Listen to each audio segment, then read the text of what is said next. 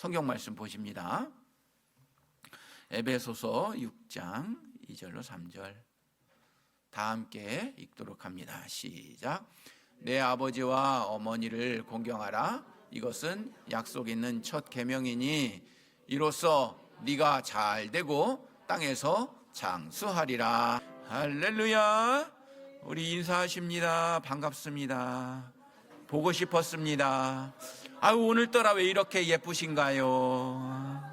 예, 할렐루야. 인사 한 번 더 하십시다. 서로 바라보시고 부모님께 잘합시다. 두 사람이 크게 안 했어. 다시 부모님께 잘합시다. 예. 권지호 큰 소리로 했어 안 했어? 진짜? 진짜 너는 땅에서 장수하리라. 예. 아유, 지구도 부모님께 잘하자고 하네. 예. 오늘은 어버이 주간입니다. 그래서 어버이 설교를 말씀드립니다. 무너지는 시대 부모 공경의 길을 꼭 잡자, 이 말씀을 드리려고 그래요. 세상은 빠르게 변합니다. 기술도 발전하고 도시도 커지고 생활도 편리해지고 AI 시대가 되었습니다. 그런데 가장 소중한 것이 점점 약해지고 있다고도 볼 수가 있는 게 현대 사회이지요. 그것이 뭐냐? 부모 공경의 정신이다라고 하는 겁니다.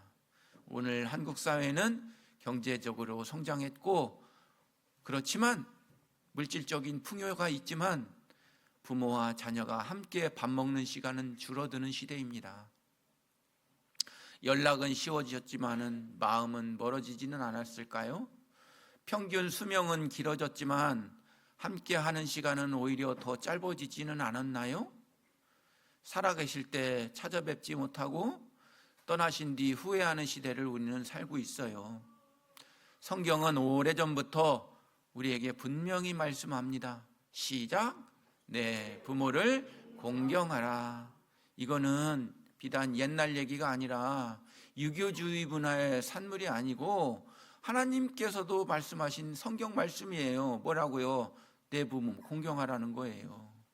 오늘 말씀 통해서 우리는 이 무너지는 시대 속에서 다시 붙들어야 될 부모 공경이 무엇일까?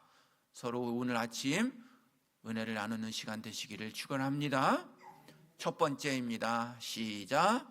살아계실 때 부모 공경합시다.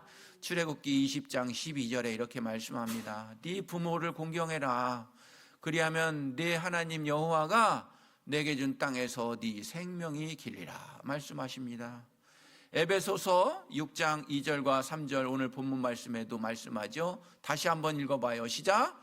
내 아버지와 어머니를 공경해라. 이것은 약속에 있는 첫 계명이니 이로써 네가 잘 되고 땅에서 장수하리라. 성경은 부모 공경을 단순한 미풍양속으로 말씀하지 않아요. 뭐예요? 하나님이 주신 명령이라고 얘기를 해요. 명령은 말 안 들으면 감옥 가는 게 명령이에요. 예배와 도덕 사이에 어딘가에 중간쯤에 애매모호하게 위치해 있는 게 아니라는 뜻이에요. 부모 공경은 마음이 생기면 하는 일이 아니라 하나님 앞에서 의무고 순종으로 행해야 된 일임을 믿으시길 바랍니다. 2026년 한국 사회를 돌아보면 참 아이러니한 장면이 많습니다. 부모님 생신날에는 바쁘다고 못 가면서 장례식장에는 화환이 길게 늘어서죠. 살아계실 때는 전화 한 통 어려워서 그렇게 하면서 돌아가신 뒤에는 대성통곡합니다. 함께 밥 한 끼 먹자 하실 때는 미루다가 영정사진 앞에서는 죄송하다고 울어요. 오늘 시대는 이렇게 먹고 사는 게 치열한 시대입니다. 청년은 취업 때문에 지치고 중년은 자녀 교육 때문에 생활비 때문에 눌려 살고 노년은 병과 외로움과 경제적인 불안을 견디면서 살아가야 되는 겁니다. 서로 힘들다 보니까 서로 가까워야 할 가족이 가장 멀어지는 시대가 이 시대인 것이지요. 자녀는 바쁘고 부모는 외롭습니다. 연락은 끊기고 마음은 멀어졌습니다. 제가 사회복지사 실습을 한 달 다니는데 노인복지시설을 갔어요. 그 관리 대상이 노인들인데 전부 대상들이 독거노인이에요. 그러다가 갑자기 돌아가시는 시체치인 거 2번 봤어요. 사는 것도 진드기 나오는 곳에서 살아요. 요즘 어떻게 그런 데 다 있어요. 많아요. 중구를 났어요. 중구에도 많아요. 그러나 성경은 오늘 우리에게 명령합니다. 네 부모를 공경해라. 아직 살아계실 때 하라는 말씀이에요. 돌아가신 후에 후회가 아니고 오늘의 순종을 요구하시는 말씀이라고 하는 겁니다. 누가복음 2장을 보면 예수님께서도요 12살 되셨을 때 성전에 남아 계셨다가 부모가 찾으러 왔어요. 51절 이렇게 기록하죠. 예수께서 함께 내려가셔서 나사렛 이르러서 순종하여 받드시더라. 누구를 받들었어요? 마리아를 받들었다고 나와요. 하나님의 아들이신 예수님도 육신의 부모에게 순종하신 거죠. 또 십자가 위에서도 예수님은 어머니를 잃지 않으셨어요. 잊지 않으셨어요. 요한복음 19장 26절 27절에 보면 사랑하는 제자가 누구예요? 사도 요한 아니에요? 사도 요한한테 십자가에 달렸을 때에도 사도 요한 보시면 내 어머니 마리아 어머니를 부탁한다. 이렇게 하고 운명하신 걸 우리가 볼 수 있지 않습니까? 이것이 부모 공경이에요. 형편 좋을 때만 하는 것이 아니고 가장 힘든 순간에도 잊지 않는 책임인 것이죠. 우리 주변에도 이런 후회의 이야기가 참 많습니다. 어느 직장인은 늘 말합니다. 이번 프로젝트만 끝나면, 이번 계획만 끝나면 부모님 모시고 여행 가야지요. 그러나 프로젝트는 끝나도 또 다른 일이 시작됩니다.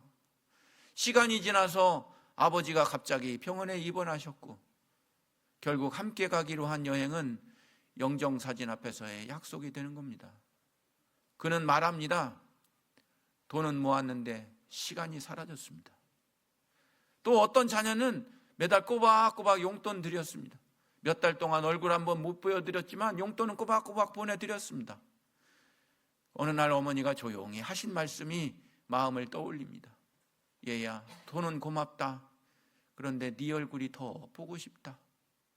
부모에게 필요한 거는 생활비만이 아닙니다.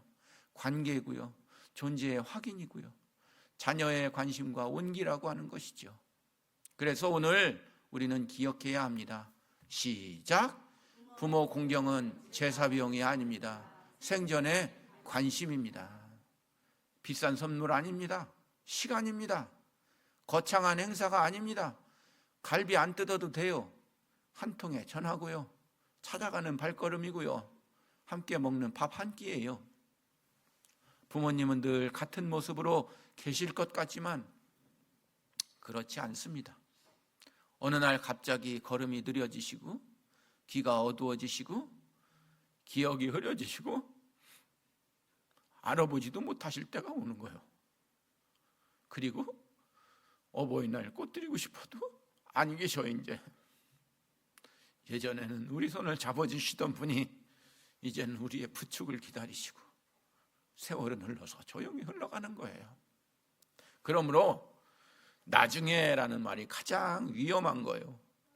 나중에 효도하겠다는 사람은 대개 그러지도 못해요.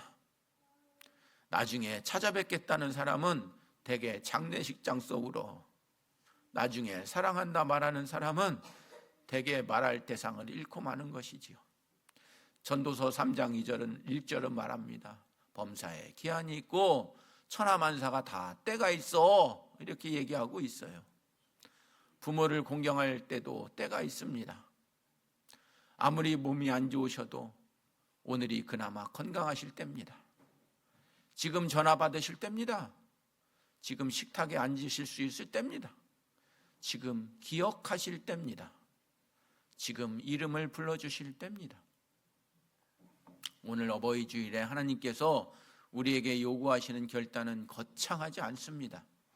오늘 예배 후에 부모님께 전화하시고 부모님 찾아뵙시다. 시래기국 하나에 밥 한 끼 먹어도 그것이 왕갈비 뜯는 것보다 낫습니다. 우리 함께 따라서 해볼까요? 시작!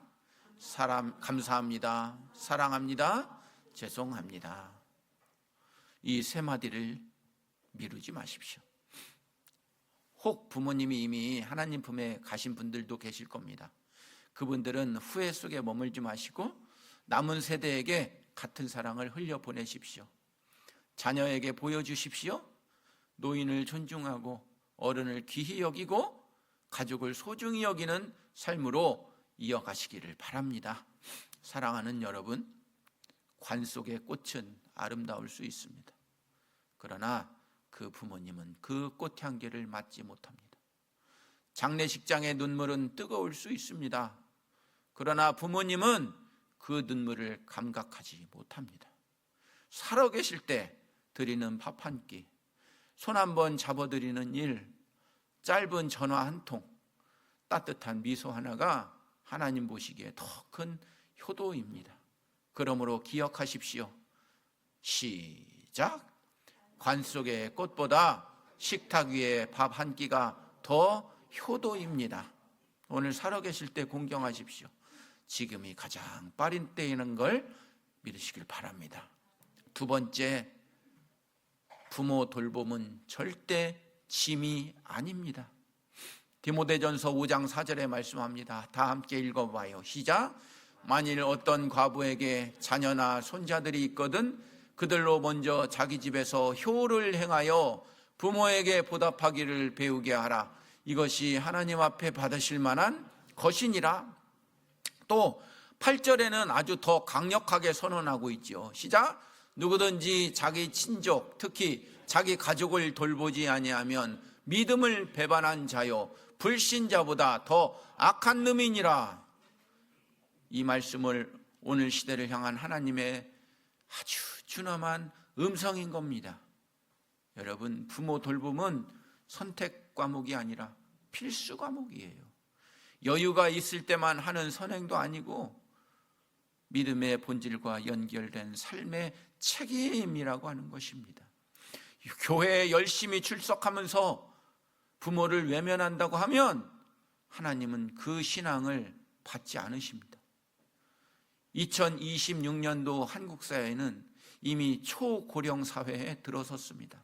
사회복지적 이루다가 한 나라 인구 전체의 65세 이상 비율이 7%면 고령 사회라고 그러고 14%가 넘으면 고령 사회라고 하고 20%가 넘어가면 초고령 사회라고 하는데 우리나라는 초고령 사회입니다. 10명 중 2명이 65세 이상이라고 하는 것이죠. 오래 사는 시대가 되었지만 모두가 행복하게 늙는 시대는 아니에요. 병원비, 요양원 비용, 간병 문제, 치매 돌보는 문제, 생활비에 부담하는 문제, 자녀 세대의 생계 압박이 한 가정을 흔들어 놔요. 부모는 늙어가고 자녀는 지쳐갑니다. 서로 사랑하지만 현실 앞에서 마음이 메말라갈 수밖에 없는 시대입니다. 그래서 많은 사람들이 부모를 사랑하지 않아서가 아니라 감당하기 어려워서 짐처럼 느껴집니다. 병원 예약을 잡는 일도 부담이고 병실을 지키는 일도 부담이고 요양원에서 보살펴 드리는 것도 부담이고 형제들끼리는 서로 말합니다. 이번 달 네가 해. 나는 너무 바빠. 네가 더 많이 받았잖아. 네가 더 많이 배웠잖아. 그러는 사이에 부모님의 마음은 조용히 무너지는 겁니다. 그러나 성경은 부모 돌봄을 단순하게 사회복지 문제로 보는 건 아닙니다. 믿음의 실천으로 본다고 하는 것이죠. 보이는 부모님도 못 섬기면서 어떻게 안 보이는 하나님을 사랑한다고 얘기하는 거예요. 룻기를 보면 나오미는 늙고 가난하고 미래가 막힌 여인이었습니다. 남편도 잃고 아들도 잃은 여인이었죠. 인간적으로 보면 짐짝으로 보여질 수도 있습니다.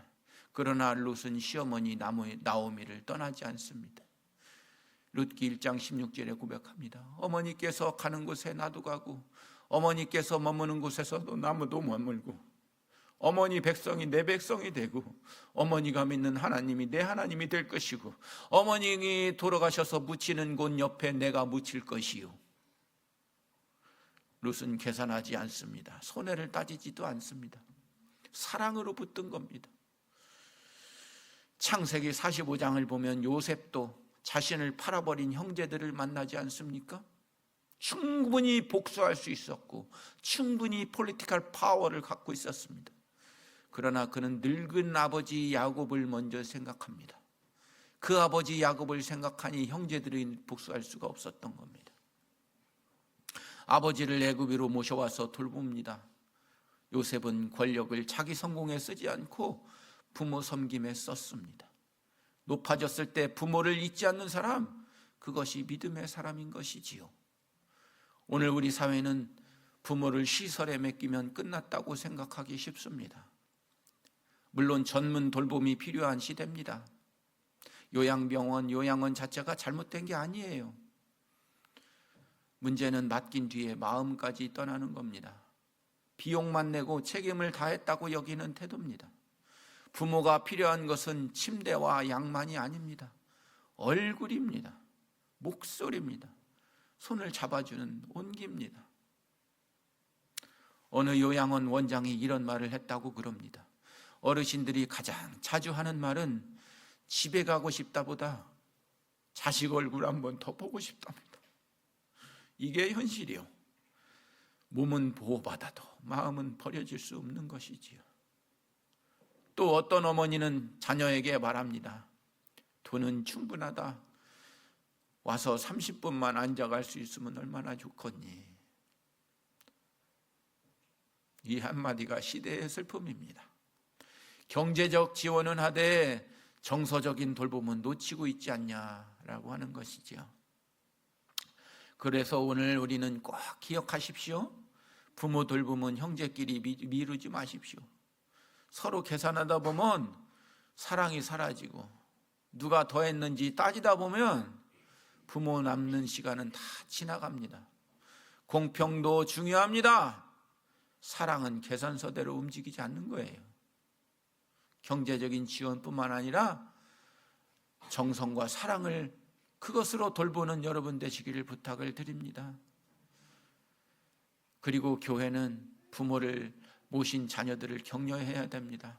간병하고 예배도 제대로 못 드리는 성도, 병원과 집을 오가면서 지친 성도, 형제 갈등 속에서도 부모 홀로 부모를 모시는 이 책임 있는 성도 꼭 안아주는 그런 교회가 되어야 될 줄 믿으시길 바랍니다. 교회는 돌봄의 짐을 나누는 공동체가 되어야 됩니다. 기도해주고 위로해주고 실질적으로 도와주는 우리 교회 좋은 교회 공동체가 되기를 축원합니다. 갈라디아서 6장 2절에 말씀합니다. 너희가 짐을 서로 져라. 그리하여 이 그리스도의 법을 성취하라. 짐을 서로 어떻게 하라고요? 서로 지어야 되는 것이죠. 옆 사람한테 앵기지 말라 이거예요. 부모 돌봄은 한 사람만의 짐이 되어서도 안 됩니다. 사랑하는 여러분, 부모를 짐으로만 보면 인생 자체가 무너지는 거고 무거워지는 거예요. 해야 할 의무만 보이고 내 시간만 빼앗기는 것 같아 보이고 내 돈이 나가는 것 같아 보이고 나만 억울한 것 같이 보이는 거지요. 그러나 부모를 은혜로 보면 시선이 달라집니다.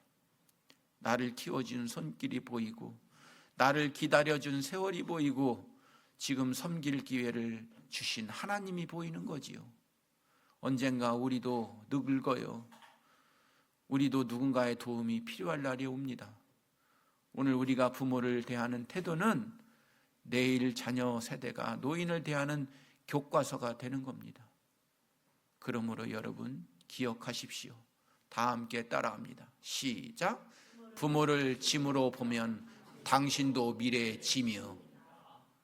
오늘 하나님께서 우리에게 묻고 계십니다. 네가 믿음을 논하느냐? 그렇다면 너의 부모를 어떻게 대하고 있느냐? 세 번째입니다. 다음 세대에게 공경의 문화를 보여야 합니다. 본보여야 하지요. 신명기 6장 6절부터 9절에 말씀합니다. 다 함께 합니다. 시작.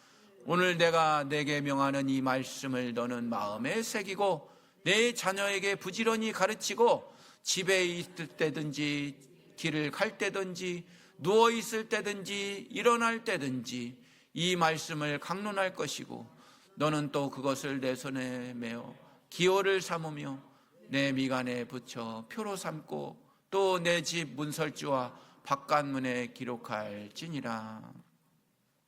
자식한테 부모 섬김을 가르치라고 하는 뜻이에요. 안 가르치면 안 된다고 하는 뜻이에요.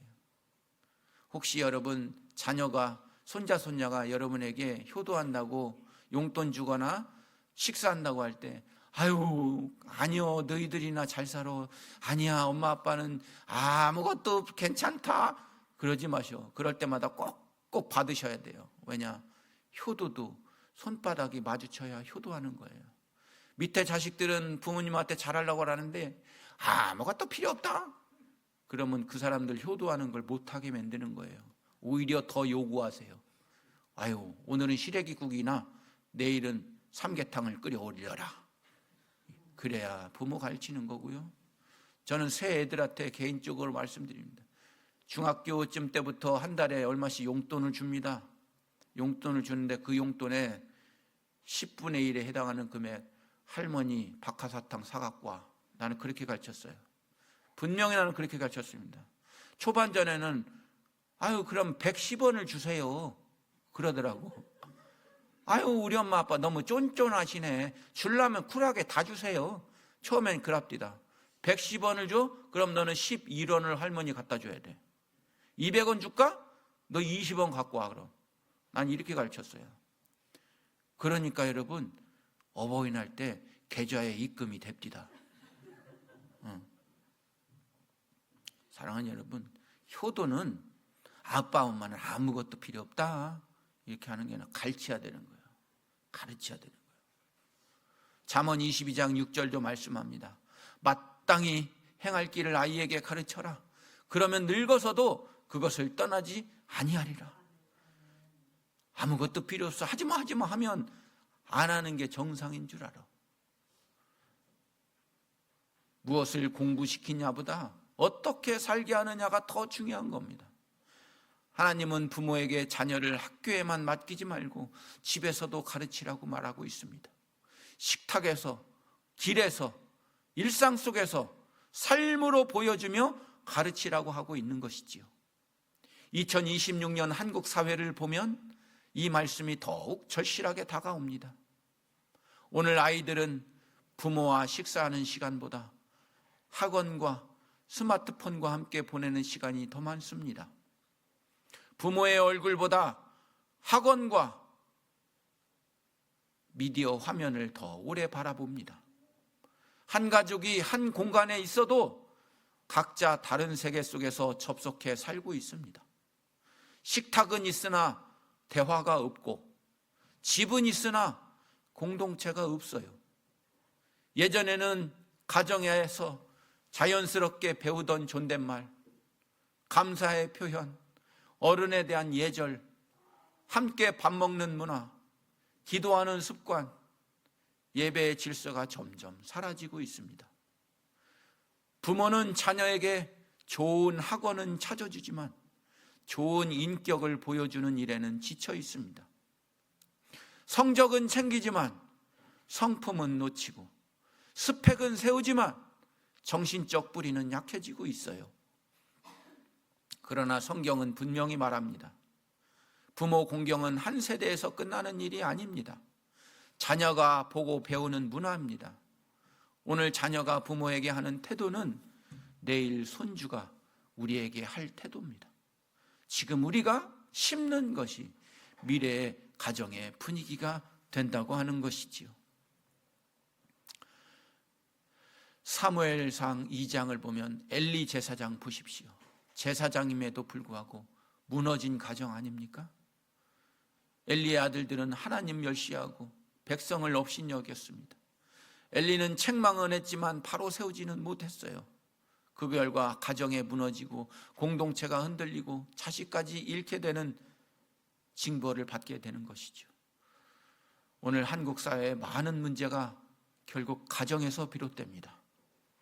학교폭력, 무례함, 자기중심적인 거, 이기적인 거, 노인 경시하는 거, 책임 회피하는 거, 어릴 때 집에서 무엇을 보고 자라는가와 깊이 관련이 있어요.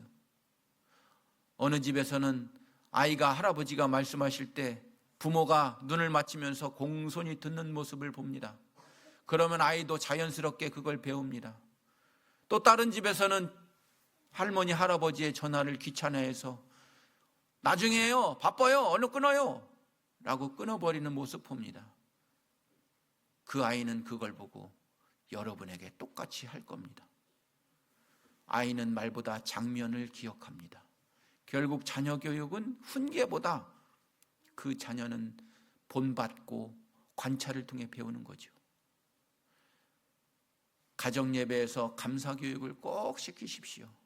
할머니, 할아버지, 오늘도 저희들에게 이렇게 태어나게 해주셔서 감사합니다. 부모님, 감사합니다. 감사를 꼭 가르치셔야 합니다. 이런 기도가 쌓이면 감사는 습관이 되고, 습관은 인격이 되고, 인격은 그들의 운명을 바꾸어 줍니다. 세대 간의 식사 시간을 회복해야 합니다. 특별히 엄마들 같이 밥 먹으며 시비 걸지 마셔. 밥은 맛있게 먹으려고 모여는 놨는데 꼭 엄마들은 시비를 걸어. 그래서 밥 먹는데 얹히게 만들어. 밥 먹을 때만큼은 좀 시비 좀 걸지 마. 그러니까 애들이 밥 안 먹으려고 하지. 여러분, 그러나 세대 간에 같이 앉아서 밥 먹는 것 꼭 하셔야 됩니다. 그때만큼이라도 비기 싫어도 우리 애기 잘났다 잘났다 칭찬만 하시고, 그리고 효를 강요하지 말고 보여주십시오. 할머니께 인사해라 라고 소리치는 부모보다 먼저 다가가서 머리 숙여서 인사하는 엄마 아빠로 보여주십시오. 그게 더 큰 교육이라고 하는 것이죠. 어른을 공경해야 한다는 100마디 말보다 지친 부모 찾아가서 한 번에 발걸음하는 게 어린이들에게 더 줄 수 있는 강한 교과서라고 하는 것이죠. 사랑하는 여러분, 효는 낡은 유교 문화의 잔재가 아닙니다. 효는 인간 존엄을 지키는 문명입니다. 5월 8일 우리나라는 어버이날이라고 해서 엄마 아빠를 함께 보내죠. 근데 미국이나 캐나다는 아니에요. 오늘이 미국과 캐나다는 마더스데이예요. 미국과 캐나다는 엄마 날 따로 있고 아빠 날 따로 있어. 그래서 부모님이 2번 받아 먹을 수 있어. 우리나라 한 번밖에 못 받아 먹어. 지금 우리 자녀들은 무엇을 보고 배웁니까? 할머니, 할아버지에게 불효하는 모습입니까? 아니면 공경하는 모습입니까? 바쁜 핑계로 찾아뵐을 미루는 모습입니까? 기억하십시오. 자녀는 우리가 시키는 대로보다 우리가 사는 대로 보고 배웁니다. 말은 잊어도 장면이 그들의 머리에 기억되기 때문이지요. 그러므로 오늘부터 가정에서 다시 시작하십시오. 어른을 귀히 여기시고 그 다음 세대는 그것을 보고 효로 배우고 사랑으로 배우게 될 것입니다. 그리고 마음에 새기십시오. 시작. 효는 말하는 것이 아니라 보여주는 것입니다. 말씀을 맺습니다. 부모 공경은 꼭 돈이 많아야 되는 일이 아닙니다. 시간이 있어야만 가능한 일도 아니고요, 거창한 선물이 필요한 것도 아닙니다. 진심 어린 전화 한 통, 따뜻한 시래기국 한 그릇, 청국장 한 그릇, 손 한 번 잡아드리는 그런 작은 행동에서 시작한다고 하는 것이지요. 오늘 이 어버이 주간에 결단합시다. 살아계실 때 사랑을 표현합시다. 돌아가셔서 상다리 부러지게 차리는 지사상 다 필요 없어요. 살아계실 때 잘못해놓고 돌아가시면 죄송해요 하고 대성통곡하는 거 자기 위로요. 부모님 돌아가셨을 때 많은 문상객이 와서 부의금 주는 거, 그게 부모님 돈이요? 내 돈이지? 여러 사람 인간관계 넓어가지고 꽃다발이 쭉 서 있어. 그거 내 자랑하는 거지 부모님이 위로하는 거야? 산자를 위해 있는 거지? 살아계셨을 때 잘합시다. 살아계셨을 때 돌보시고 찾아뵈시고 효도를 다하시는 여러분들 되시기를 축원합니다. 기도합니다. 사랑과 은혜가 풍성하신 하나님, 어버이 주간을 맞아 부모님의 사랑을 기억하게 하시니 감사합니다. 우리를 낳아주시고 길러주신 은혜를 잊지 않게 하여 주시옵소서. 살아계실 때 사랑을 표현하게 하시고 공경을 미루지 않게 하시고 연로하신 부모님들의 건강을 지켜주시고 외로움 가운데 위로하여 주시옵소서. 부모님 돌보는 자녀들에게 새 힘과 지혜와 물질의 은혜를 더하여 주시옵소서. 우리의 자녀들이 가정 안에서 존중과 감사의 문화를 배우게 하여 주시옵소서. 상처난 가정은 회복시켜 주시고 멀어진 마음은 다시 있어 주시고 우리 교회가 어른을 공경하고 다음 세대를 세우는 복된 공동체 되게 하여 주시옵소서. 예수님의 이름으로 기도하옵나이다. 다 함께 일어서셔서 어머님의 노래 찬양하겠습니다.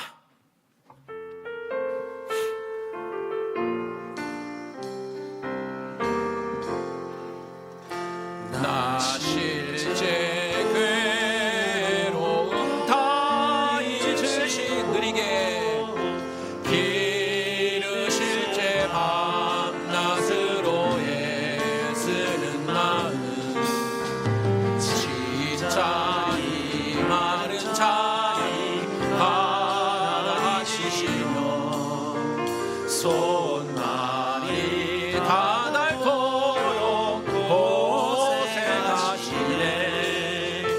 하늘 아래 그 모시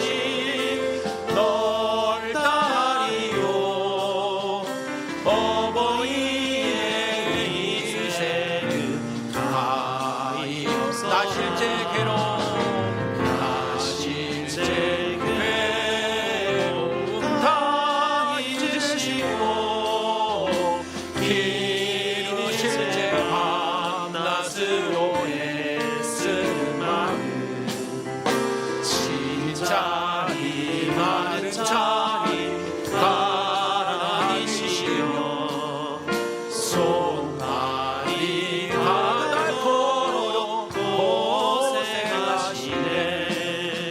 하늘 아래 그 모시 넓다리요 어버이의 이세는 마지막으로 한 번 더 합니다. 나 실제 괴로움 다 잊으시고 기르실 제 밤낮으로 애쓰는 마음 진짜 이 마른 자리 가라앉히시며 손날이 다 닳도록 고생하시네. 하늘 아래 그 모시 넓다리요 어버이의 미세는 가히 없어라.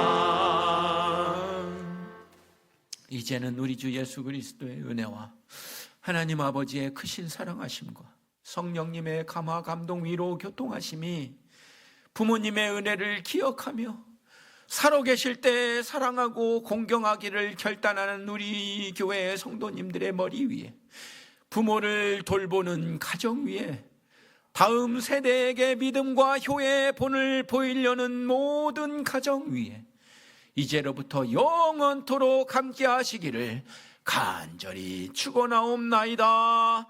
아멘.